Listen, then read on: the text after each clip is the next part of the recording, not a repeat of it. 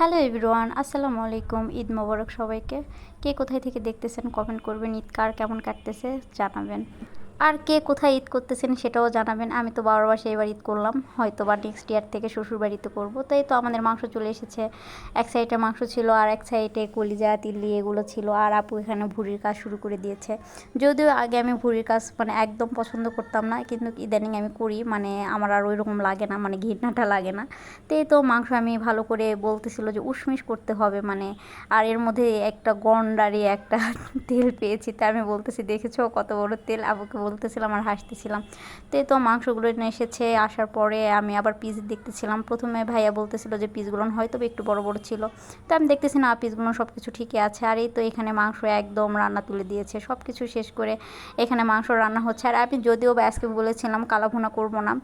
ঈদ আসলে প্রতি বছর আমার বাসায় কালাভুনা করতে হয়, সেটা আবার আমারই করতে হয়। আমার হাতের কালাভুনাই সবার কাছে নাকি বেস্ট লাগে, যদিও বাসায় সবাই ট্রাই করেনি, আমি প্রথম থেকে করতেছি।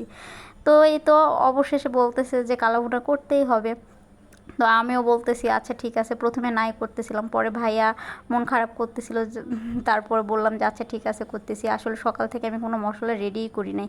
যদিও আমি বাসায় একদম রেডিমিক্স মশলা দিয়ে করি না, বাসায় একদম সব মশলা নিজে রেডি করে তারপরে কালো ভুনা করে। তো কালো ভুনার মাংসটা আমি ধুয়ে ঝরা দিয়ে দিয়েছি, যদিও পানি থাকলে সমস্যা হয়।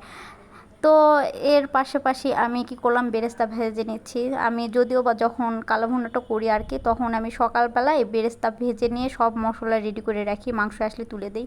বাট আজকের দিনটা একদম ডিফারেন্ট ছিল। তো প্রায় আমার রান্নাটা কমপ্লিট।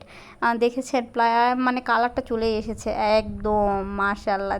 খেতে অনেক অনেক অনেক মজা ছিল। যদিও বা আমি রান্না করেছি, কিন্তু বাসার সবাই বলতেছে যে অনেক মজা হয়েছে।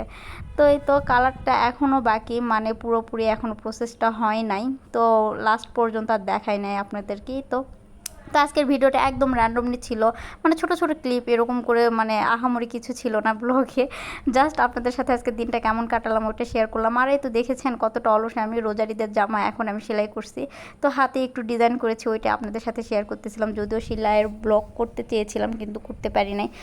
জামা কাটারটা আছে কিন্তু সেলাইটা নাই, ওই জন্য ওইটা আর দিলাম না। হয়তো ওইটা রিল আকারে দিলেও দিতে পারি।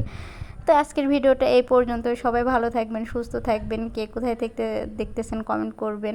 কার কেমন ঈদ কাটতেছে সবাই বলবেন। আমার আলহামদুলিল্লাহ অনেক ভালো কেটেছে, যদিও বা কি বলবো, যদিও বা কিছুই না। নেক্সট টাইম শেয়ার করব যদিও কিছু বলার থাকে আর কি। তো এই তো সবাই ভালো থাকবেন, সুস্থ থাকবেন। আজকের ভিডিওটা এই পর্যন্তই। ভালো লাগলে লাইক কমেন্ট শেয়ার করবেন। আল্লাহ হাফেজ।